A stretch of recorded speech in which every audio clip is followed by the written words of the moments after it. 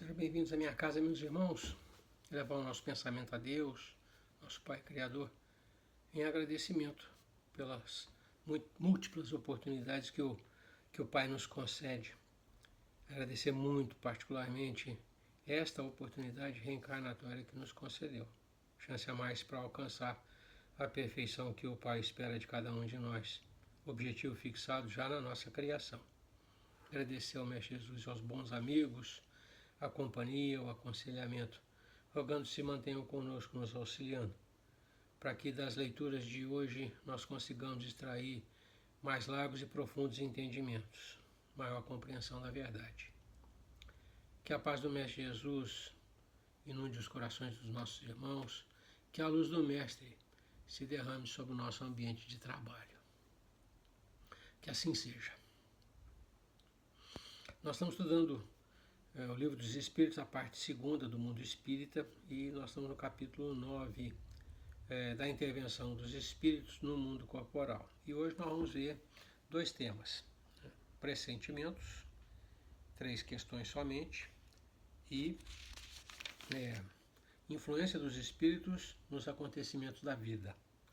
São 18 questões. Temática interessante, né? Questionamento constante nosso acerca das sensações, dos pensamentos que nos acodem, né? E que muitas vezes antecipam acontecimentos, e também a curiosidade que se tem até que ponto a espiritualidade e os espíritos errantes interferem na condução da nossa vida. Vamos lá então, vamos começar a questão 522. Pressentimentos, questão 522. O pressentimento é sempre um aviso do espírito protetor? Nosso orientador responde: é o conselho íntimo e oculto de um espírito que vos quer bem. Também está na intuição da escolha que se haja feito. É a voz do instinto. Antes de encarnar, tem o espírito conhecimento das fases principais da sua existência, isto é, do gênero das provas a que se submete. Tendo estas caráter assinalado, ele conserva no seu foro íntimo uma espécie de impressão de tais provas, e esta impressão, que é a voz do instinto, fazendo-se ouvir quando lhe chega o momento de sofrê-las, se torna pressentimento. Então, o nosso orientador coloca 2 possibilidades, né? A primeira, fácil de entender, o conselho que nos é passado, não propriamente ou não somente pelo espírito protetor, mas por um espírito que nos queira bem. Então, seria uma sugestão feliz, né, de alguém que nos quer bem. Pode ser de outra natureza, mas normalmente feliz, né, de boa, vamos dizer assim, de bom direcionamento. Também, e aí sim cabe um comentário maior, também a intuição da escolha que se tenha feito lá atrás. Quando a gente faz planejamento reencarnatório, a gente tem a nítida, a perfeita noção daquilo que está contratando. Nós sabemos exatamente o que está sendo contratado para ser executado. No retorno à carne, o esquecimento, né, vamos dizer assim, veda esse conhecimento na minúcia, mas fica aquela vaga noção de que nós fizemos um acerto, fizemos um contrato numa determinada direção, com um determinado assunto, para uma determinada solução de problema, né? E essa vaga noção, quando chega o momento da gente sofrer a prova, ela se aviva. Ele diz, é a voz do instinto, né, nos dizendo que se aproxima o momento de resolver um problema que nós contratamos resolver.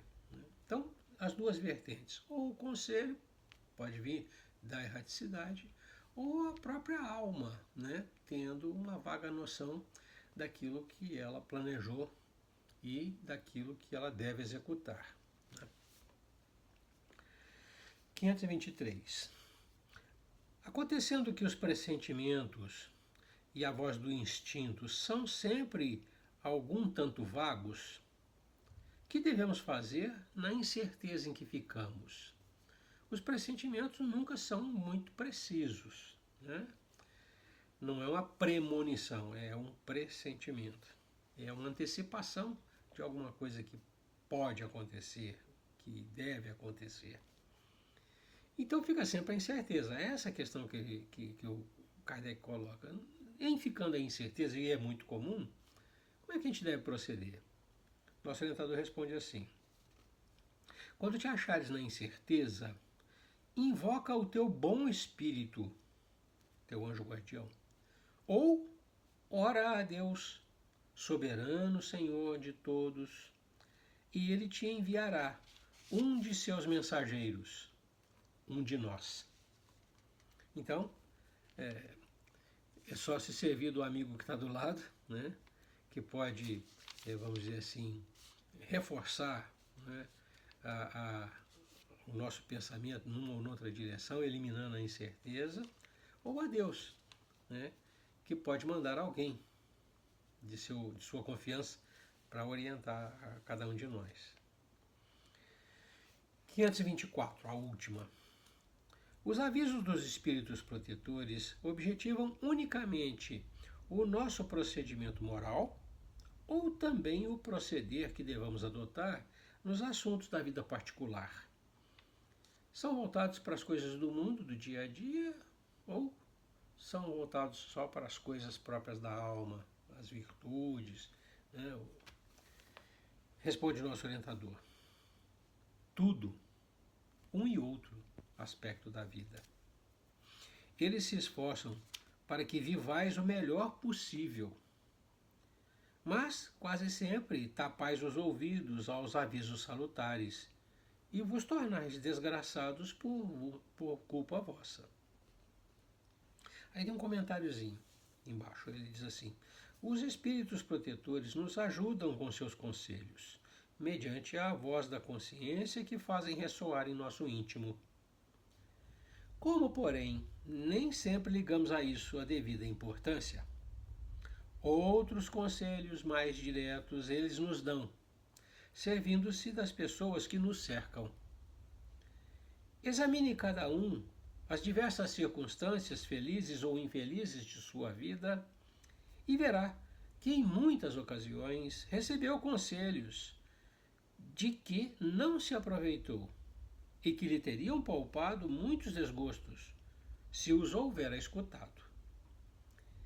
Aqui o que chama a atenção é não somente o anjo guardião nos sopra ao ouvido a sugestão feliz, mas como nós somos, na maior parte, insensíveis, né, a esse chamamento, né, ou a pessoa não confia nas ideias que lhe ocorrem, eles se valem também dos encarnados que estão conosco, né, para nos sugerirem boas coisas. Ele diz, ou soprando, né, como se a consciência se despertasse para nos orientar, né, soprando a ideia para que a consciência se despertasse para nos orientar, ou através de uma pessoa encarnada junto conosco que nos chega e nos dá a sugestão feliz. O importante é o seguinte, eles estão voltados para a nossa felicidade como um todo. Então, o que interessa é que nós vivamos bem como um todo, né? Tanto nas coisas próprias do mundo físico, quanto nas aquisições próprias da alma. Então, não há uma limitação. O aconselhamento é constante e, vamos dizer assim, bem geral, né? Influência dos espíritos nos acontecimentos da vida. E muito a gente atribui aos nossos irmãos espirituais e, em grande parte das vezes, injustamente, né? Particularmente quando o que nos acontece é infeliz. A gente sempre atribui a um irmão que nos acompanha, né? Vamos dizer assim, a infelicidade que nos acontece. E nós vamos ver que não é bem assim, né? Vamos lá então. Questão 525. Pergunta Kardec. Exercem os espíritos alguma influência nos acontecimentos da vida, nas coisas que nos acontecem, nos fatos do dia a dia? E aí ele responde assim: certamente, pois que vos aconselham. E daqui a gente extrai, né, uma primeira ideia, né, a gente consegue isolar uma primeira ideia que é importante. Essa intervenção, né, se dá, e eu acredito, é minha convicção, na maior parte das vezes, pela influenciação sobre nosso pensamento. Certamente, pois que vos aconselham, nos sugerem ideias para que nós adotemos uma ou outra linha de ação. Não é? Aí o Kardec pergunta, desdobrando: exercem essa influência por outra forma que não apenas pelos pensamentos que sugerem? Isto é, têm ação direta sobre o cumprimento das coisas? Um determinado fato que deva acontecer, uma determinada circunstância que deva acontecer. Eles têm, vamos dizer assim, uma influência direta sobre isso, para que aquele fato aconteça? E aí o espírito orientador responde assim: sim, mas, o mas é importante, nunca atuam fora das leis da natureza. Ou seja, interferem, agem no sentido de que as coisas aconteçam, mas respeitando a lei da natureza, as coisas conforme a sua natureza. Não existe a mágica, não existe o maravilhoso, não existe o milagre. Isso é que é importante. Seguem necessariamente as leis da natureza, não derrogam as leis da natureza. Isso é importante. Então, primeiro, agem, né, eu diria prioritariamente sobre nós, que somos os artífices, os donos do nosso destino, decidimos o que vai acontecer. E, vamos dizer, secundariamente, também, né, sobre outros fatores necessários para que determinadas experiências que nós devamos vivenciar aconteçam. Kardec faz uma nota, ele diz assim: imaginamos erradamente que aos espíritos só caiba manifestar sua ação por fenômenos extraordinários. Quiséramos que nos viessem auxiliar por meio de milagres e os figuramos sempre armados de uma varinha mágica. Por não ser assim, é que oculta, nos parece, a intervenção que tem nas coisas deste mundo, e muito natural o que se executa com o concurso deles. Assim é que, provocando, por exemplo, o encontro de duas pessoas que suporão encontrar-se por acaso, inspirando a alguém a ideia de passar por determinado lugar, chamando-lhe a atenção para certo ponto, se disso resulta o que tenham em vista, eles obram de tal maneira que o homem, crente de que obedece a um impulso próprio, conserva sempre o seu livre-arbítrio. Então, o cuidado para que essa influência seja sempre a mais discreta, vou usar esse termo, a mais discreta possível, de sorte que a gente entenda que nós estamos decidindo por nós mesmos sem nenhuma outra interferência. Exercício do livre-arbítrio sem interferência. Esse é o conceito. Questão 526. Esses dois princípios são fundamentais. Tá? Agem de duas maneiras, né, diretamente e indiretamente, e quando agem diretamente sobre os fatos, vamos dizer assim, né, para que os fatos aconteçam, nunca agem em contraposição às leis naturais. Não existe mágica, maravilha nem milagre. 526. Tendo como tem ação sobre a matéria, podem os espíritos provocar efeitos com o objetivo que se dê um acontecimento? Por exemplo, um homem que tem que morrer sobe uma escada, a escada se quebra e ele morre na queda. Foram os espíritos que quebraram a escada para que o destino daquele homem se cumprisse? Nosso orientador responde assim: é exato que os espíritos têm ação sobre a matéria, mas para cumprimento das leis da natureza, não para as derrogar, fazendo que em dado momento ocorra um sucesso inesperado e em contrário àquelas leis. No exemplo que figuraste, a escada que se quebra, a escada se quebrou porque se achava podre ou por não ser bastante forte para suportar o peso de um homem. Se era destino daquele homem perecer de tal maneira, os espíritos lhe inspirariam a ideia de subir a escada em questão, que teria de quebrar-se com seu peso, resultando-lhe daí a morte por um efeito natural. E sem que para isso fosse necessário a produção de um milagre, que seria a quebra da escada. Se ela estivesse íntegra, né, ela fosse quebrada pelas mãos do espírito.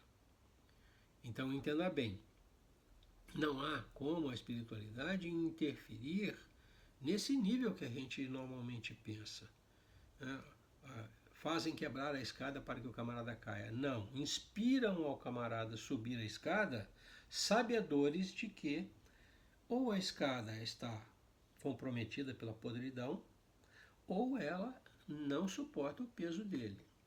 Olha, se está previsto que aquele evento se dê, né, a inspiração para que ele suba inadvertidamente numa escada podre ou numa escada que não o suporta, né, é o conduzimento dele ao fato que está planejado, sem que eles tenham que quebrar uma escada íntegra, de madeira boa ou de ferro, ou coisa que o valha, né? Então é essa a ideia que ele transfere para nós. São três questões que vão mais ou menos na mesma direção. Ele repete mais ou menos, mudando o evento, né? Questão 527. Vejam. Tomemos outro exemplo, diz Kardec, em que não entra a matéria em seu estado natural. Então ele tira a escada. Um homem tem que morrer fulminado por um raio. Refugia-se debaixo de uma árvore. Estala o raio e o mata. Poderá dar-se, tenham sido os espíritos que provocaram a produção do raio e que o dirigiram para o homem? Aí o nosso orientador responde assim: dá-se o mesmo que anteriormente. O raio caiu sobre aquela árvore em tal momento porque estava nas leis da natureza que assim acontecesse. Não foi encaminhado para a árvore por se achar debaixo dela o homem. A este, sim, foi inspirada a ideia de se abrigar debaixo da árvore, sobre a qual cairia o raio, porquanto a árvore não deixaria de ser atingida, só por não lhe estar debaixo da fronde o homem. Qual é a lei natural? Né? A lei da física. O raio vai ser dirigido para o ponto mais alto. Seria o topo da árvore. Essa é a lei natural. Então, O espírito não vai dirigir o raio para a árvore. É da lei que o raio vá para a árvore. O que ele faz é inspirar ao homem que vá para debaixo da árvore. Então ele não está interferindo numa lei natural, conduzindo o raio para aqui ou para acolá. Ou, se o homem não for para debaixo da árvore, o raio não cai. Cairá. O raio cairá. Né? É isso que nós temos que entender. Ele só não estava debaixo da árvore conforme foi inspirado para ele. Né? Ele, sabedor que a lei da física manda o raio cair na árvore, não se abrigará na árvore. Né? Se ele for inteligente, ele vai se dirigir para um lugar limpo no campo e vai ficar o mais baixo possível, né? Fora da árvore, no meio da tempestade. É isso que a gente tem que entender. A interferência se deu indiretamente no pensamento e não no fato, no raio. Né? Aí o Kardec, não satisfeito, faz mais uma questão nessa direção. No caso de uma pessoa mal intencionada disparar sobre outra, a questão 528, disparar sobre outra um projetil que apenas lhe passe perto sem a atingir, poderá ter sucedido que um espírito bondoso haja desviado o projetil ou projétil? E aí o orientador responde: se o indivíduo alvejado não tem que perecer desse modo, perecer baleado, o espírito bondoso lhe inspirará a ideia de se desviar. Ou então poderá ofuscar o que empunha a arma, de sorte a fazê-lo apontar mal. Porquanto, uma vez disparada a arma, o projétil segue a linha que tem que percorrer. O projetil vai seguir a linha que lhe traça a lei da física balística. Ele não faz curva. Né? É óbvio que se ele não atinge o alvo a que foi endereçado, das duas uma. Ou o alvo se mexeu, ou a pontaria foi mal feita. É isso que ele diz. Um espírito bondoso inspiraria ao camarada um pequeno reflexo e ele sairia da linha de trajetória. Ou o espírito bondoso turvaria a visão de quem vai atirar, de tal maneira que ele fizesse a pontaria mal feita. Certo? É essa a perspectiva que ele dá. Então, age diretamente sobre o fato sem derrogar as leis da natureza. Na maior parte do tempo, age inspirando cada um de nós a tomar uma determinada direção, né? De tal maneira que a gente tenha a responsabilidade pela escolha que faz. Questão 529, ele continua insistindo nessa direção. Que se deve pensar das balas encantadas de que falam algumas lendas e que fatalmente atingem o alvo? Seriam munições que, uma vez disparadas, alcançariam o alvo a que elas foi predestinado, independentemente de qualquer outra coisa. Seria como se fosse um projetil teleguiado. Ele tem aquele objetivo para atingir, faz curva, dá volta. São as tais balas encantadas. Aí o nosso orientador diz assim: pura imaginação. O homem gosta do maravilhoso e não se contenta com as maravilhas da natureza. Aí o Kardec desdobra a questão. Podem os espíritos que dirigem os acontecimentos terrenos ter obstado a sua ação por espíritos que queiram o contrário, não conseguirem conduzir os fatos porque outros espíritos interferem? E aí o nosso orientador diz assim: o que Deus quer se executa. Se houver demora na execução ou lhe surjam obstáculos, é porque ele, Deus, assim o quer. Assim o quis, melhor dizendo. Questão 530. A aqui eu acho que não cabe nem comentário, né? Qualquer coisa que aconteça no curso dos acontecimentos está conforme a vontade divina. Simples assim. Ah, mas teria que ter acontecido ontem e atrasou. Então, isso está nos planos divinos. Isso está conforme, né, o planejamento de Deus. Não é um espírito fazendo de livre e espontânea vontade contraposição a outro. Não, não é isso. Se um se contrapõe a outro, se um cria obstáculo para que o outro execute a sua tarefa, isso está sob o controle, sob a coordenação divina, né? Não é vontade dele, é vontade de Deus executada por ele. 530.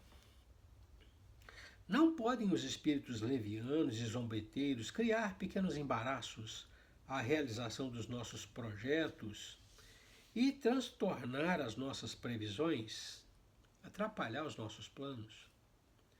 Serão eles, esses irmãos levianos e zombeteiros, serão eles, numa palavra, os causadores do que chamamos pequenas misérias da vida humana? Aí o nosso orientador responde assim: eles se comprazem em vos causar aborrecimentos, que representam para vós provas destinadas a exercitar a vossa paciência. Cansam-se, porém, quando veem que nada conseguem.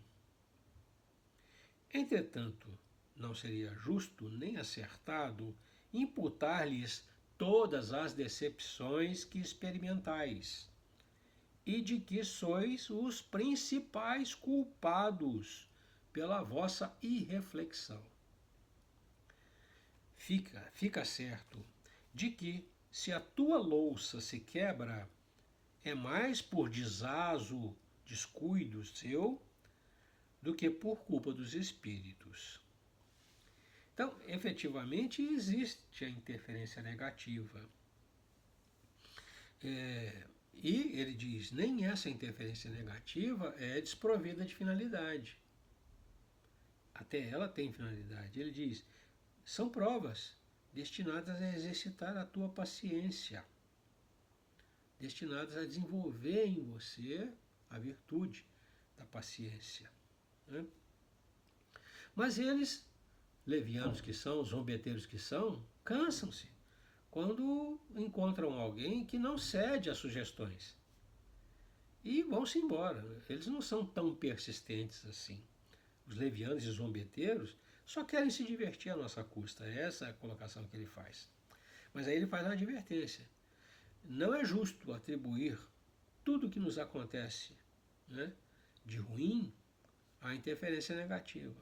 E ele diz, a maioria das vezes a tua imprevidência, o teu descuido, né, o seu relaxamento é o causador daquilo que te aborrece. Né?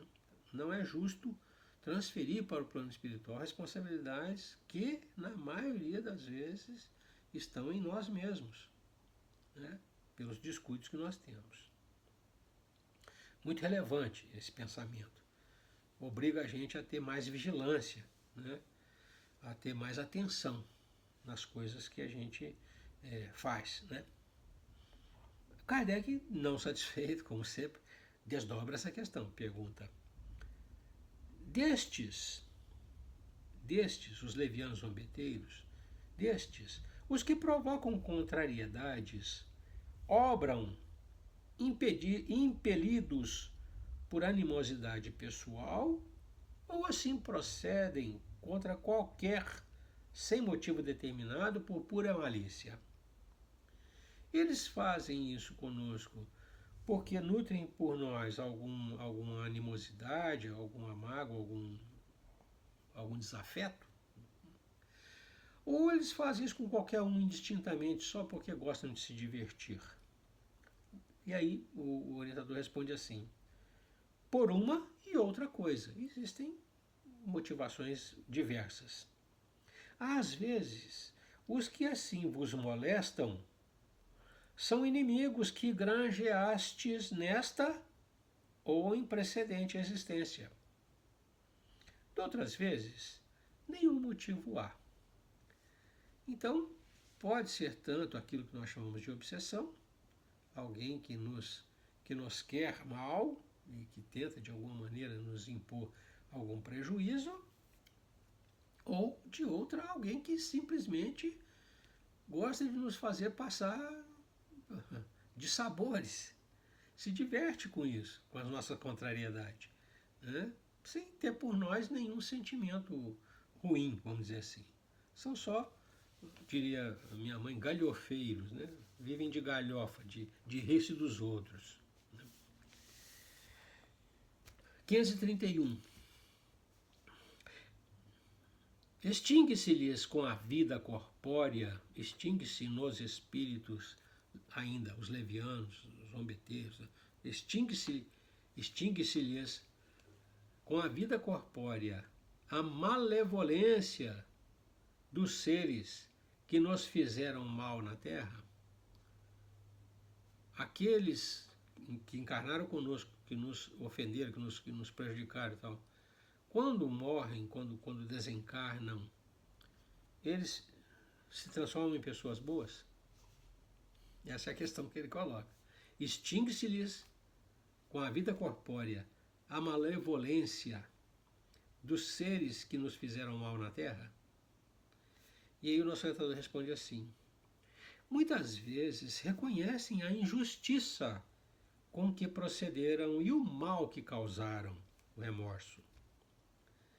Mas também não é raro que continuem a perseguir-vos cheios de animosidade, se Deus o permitir, por ainda vos experimentar.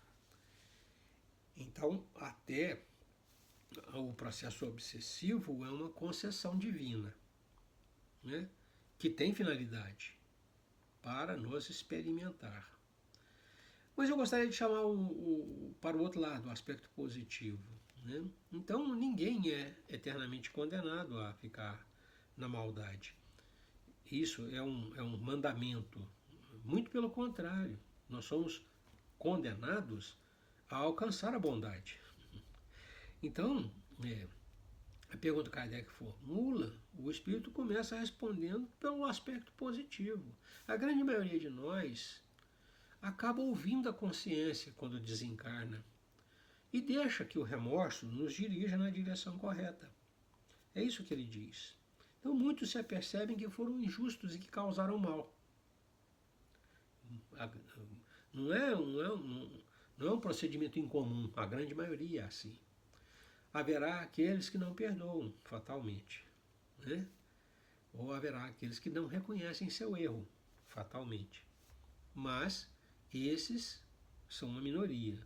É isso que a gente tem que ter, vamos dizer assim, em mente, né, à nossa frente. Então, a resposta tem esse aspecto, vamos chamar assim, animador e alentador para nós, né? Em qualquer momento que a gente se apercebe do erro, este é o momento de começar a correção, né? Então, se é com o desencarne que a gente se apercebe, que aí seja então feita a correção, que se inicia a correção. E aí Kardec desdobra essa questão.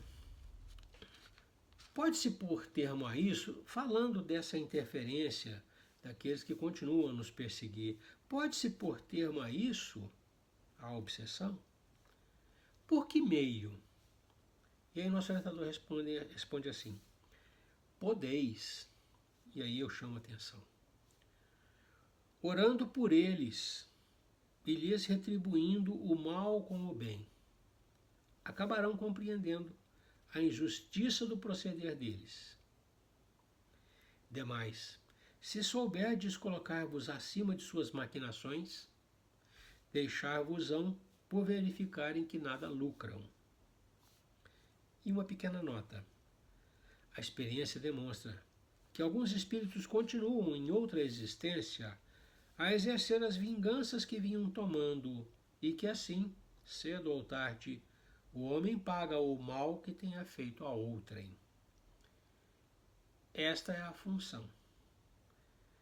Não é que Deus determine que aconteça, ele permite que aconteça. A culpa não é de Deus. A culpa é nossa, que contraímos o débito, conquistamos o inimigo. E a gente tem que se defrontar com a consequência daquilo que a gente faz. Então, as obsessões, né, são a resposta aos nossos atos. É isso que a gente tem que entender. E aqui ele coloca: como é que você consegue interromper um processo obsessivo? Pagando o mal com o bem, retribuindo-lhe o mal com o bem. E Jesus já dizia lá atrás, né? Ore pelos adversários, pelos que lhe fazem mal, né? Assim que aqui, orando por eles. Questão 532. Aqui, só reforçar a ideia, aqui está o fundamento da desobsessão, né? Então não vamos dizer assim, escorraçar aquele que nos assedia como se ele fosse desprovido de razão. É buscar em si a origem do mal que leva aquele irmão a agir desta maneira consigo. A correção não está nele, está em nós. Esse é o fundamento da desobsessão. Quando você constata, né, o mal que fez e se propõe a corrigi-lo, você dá início a uma retificação nesse processo. E é fatal que ele ceda um dia, né, a nossa nova conduta, ao nosso novo proceder. Né? Ele há de verificar que nós somos honestos e ele haverá de se modificar em função da nossa honestidade. É essa a premissa que ele coloca aqui. 532. Tem os espíritos o poder de afastar de certas pessoas os males e favorecê-las com a prosperidade? Alguém que fique andando à nossa frente, nos livrando de tudo que é coisa ruim e fazendo com que a gente seja sempre bem-sucedido, próspero, né? Rico. Aí diz o Espírito assim: de todo não. Porquanto há males que estão nos decretos da providência. Então não é como a gente imagina. Aí ele diz como é que é. Amenizam-vos, porém, as dores, dando-vos paciência e resignação. Então o auxílio que a gente pede normalmente chega de maneira errada para nós. O camarada quer que os problemas saiam de sua frente e que o dinheiro caia na sua cabeça, que a prosperidade caia na sua cabeça. O que os amigos fazem, não, ficar do nosso lado, nos estimulando a persistir, a perseverar. E o que eles podem fazer, de conformidade com o nosso proceder, é diminuir a nossa dor, reduzir o nosso cansaço, aumentar o nosso ânimo, a nossa coragem, para que a gente conquiste aquilo que deseja. É isso que ele coloca. Amenizam-vos, porém, as dores, dando-vos paciência e resignação. Ficai igualmente sabendo que de vós depende muitas vezes poupar-vos aos males, ou, quando menos, atenuá-los. A inteligência Deus vô-la outorgou, Deus nos deu, para que dela vos sirvais, e é principalmente por meio da vossa inteligência que os espíritos vos auxiliam, sugerindo-vos ideias propícias ao vosso bem. Mas não assistem senão os que sabem assistir-se a si mesmos. Esse é o sentido destas palavras: buscai e achareis, batei e se vos abrirá. Sabei ainda que nem sempre é um mal o que vos parece sê-lo. Frequentemente, do que considerais um mal, sairá um bem muito maior. Quase nunca compreendeis isso, porque só tentais no momento presente ou na vossa própria pessoa. Nós todos somos assim, né? A gente, como eu acho que minha mãe diria, você só olha o próprio umbigo, né? Você vive por conta de você mesmo, você não olha o que está em volta. E você não é capaz de abstrair e acabar tirando das coisas aquilo que é o positivo. Você se limita a ficar contrariado e contrariado permanece. Você não vê que aquilo que lhe cria obstáculo te impulsiona a ser melhor, ser mais forte, ser mais persistente, mais paciente, mais resignado. Né? É disso que o nosso irmão está falando. Então, aqui nessa resposta, ele nos dá uma verdadeira lição de moral. Né? E indica perfeitamente que auxílio nós podemos e devemos esperar, que auxílio nós devemos e podemos pedir, para a gente não se frustrar naquilo que pede. Vai pedir o que o irmão não pode nos dar, ele não pode nos dar. As conquistas são todas nossas. Ele diz: a inteligência Deus vos-la outorgou para que delas vos sirvais, e é principalmente por meio da vossa inteligência que os espíritos vos auxiliam. Não é a inteligência deles, é a nossa inteligência. Sugerindo-vos ideias propícias ao vosso bem.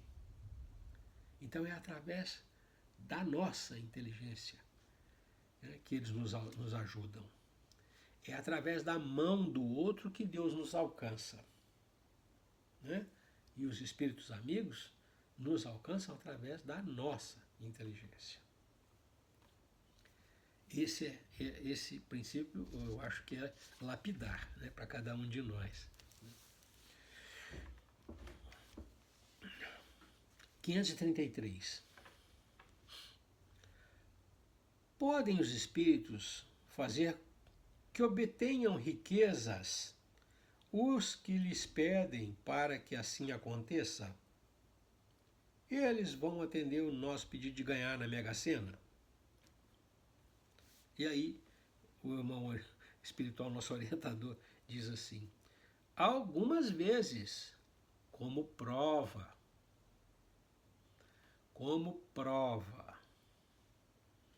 Quase sempre, porém, recusam, como se recusa à criança a satisfação de um pedido inconsiderado. Na maioria das vezes, os que nos querem bem, os nossos protetores, nossos amigos, tampam os ouvidos e falam: mas que pedido mais besta, não sabe o que está pedindo. Né? Mas eu quero reforçar isso aqui. Algumas vezes, como prova.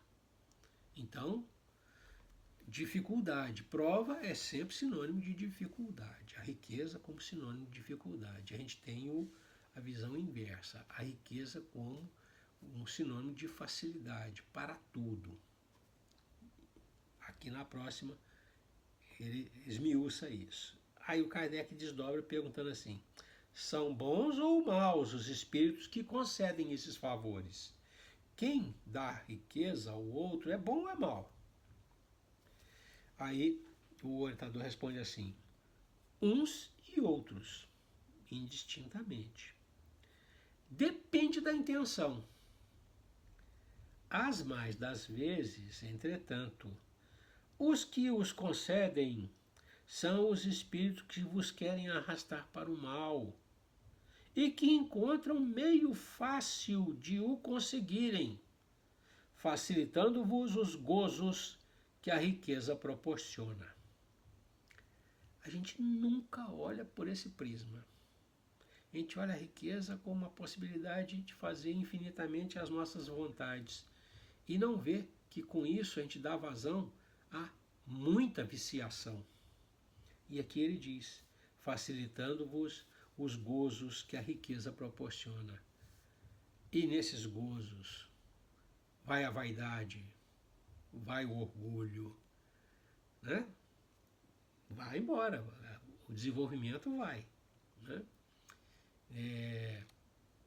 como prova, e eu gostaria de voltar lá atrás, porque aquele que tem a noção exata da função da riqueza na sua mão, né, vive numa responsabilidade extrema, numa situação, eu diria assim, conflitante, porque ele tem que fazer aquilo render para todos. Ele usufrui da riqueza, mas ela deve alcançar muitos. Então, aqueles que encaram a riqueza pelo lado correto, né, a recebem como prova e não como benesse, como porta aberta para o vício. As últimas, né, já vamos encerrar. 534. Será por influência de algum espírito que fatalmente a realização dos nossos projetos pode encontrar obstáculos? Haverá algum espírito que se interponha sempre prejudicando que a gente consiga alcançar os nossos objetivos? Né? E aí ele responde assim: algumas vezes isso é feito da ação dos espíritos. Algumas vezes isso é feito da ação dos espíritos. Muito mais vezes, porém, é que andais errados na elaboração e na execução dos vossos projetos. Muito influem nesses casos a posição e o caráter do indivíduo. Se vos obstinais em ir por um caminho que não deveis seguir, os espíritos nenhuma culpa têm dos vossos insucessos. Vós mesmos vos constituís em vossos maus gênios. A gente não precisa de obsessor, a gente se obsidia, né? a gente se estraga, se prejudica. 535. Quando algo de venturoso nos sucede, quando alguma coisa feliz nos acontece, é ao Espírito nosso protetor que devemos agradecê-lo? E aí o orientador responde assim: agradecei primeiramente a Deus, sem cuja permissão nada se faz. Depois, aos bons espíritos que foram os agentes da sua vontade, da vontade de Deus. Aí Kardec desdobra em duas outras. Que sucederia se nos esquecêssemos de agradecer? O orientador diz assim: o que sucede aos ingratos. O que sucede aos ingratos. E aí Kardec volta. No entanto, pessoas há que não pedem nem agradecem, e às quais tudo sai bem. E o orientador remata: assim é, de fato, mas importa ver o fim. O fim. Pagarão bem caro essa felicidade de que não são merecedoras, pois quanto mais houverem recebido, tanto maiores contas terão que prestar. A quem muito se deu, muito se pedirá. Nós encerramos essas duas temáticas, e daqui a gente consegue extrair muita coisa interessante. Mas eu acredito que a ideia principal que a gente deva ficar, né, em pressentimentos é de que nós devemos olhar com cuidado, nós devemos olhar com carinho, né, apreciar com carinho, apreciar com carinho as ideias que nos chegam, porque elas são, em princípio, ideias preciosas. Estou falando de pressentimentos, estou falando de boa orientação. A gente, às vezes, não presta atenção, não, mas isso... E aquilo vamos dizer assim, um insight, é o ponto de partida para que a gente esteja preparado para uma solução adequada. Ou a sugestão do nosso bom amigo, que nos quer bem, ou a nossa lembrança dos contratos que nós firmamos, ambos são, vamos dizer assim, iniciadores interessantes e importantes para que a gente dê uma solução boa, adequada para quando o fato acontecer. Então o pressentimento não é gratuito. Ele tem por finalidade que a gente consiga resolver bem a questão que se aproxima. E o outro aspecto é a maneira como a gente enxerga a interferência dos espíritos nos fatos da nossa vida, né? Quando são positivos, normalmente a gente não agradece. Quando são negativos, normalmente a gente atribui a eles a responsabilidade. É assim comigo, deve ser assim com vocês também. Temos que mudar essa perspectiva, né?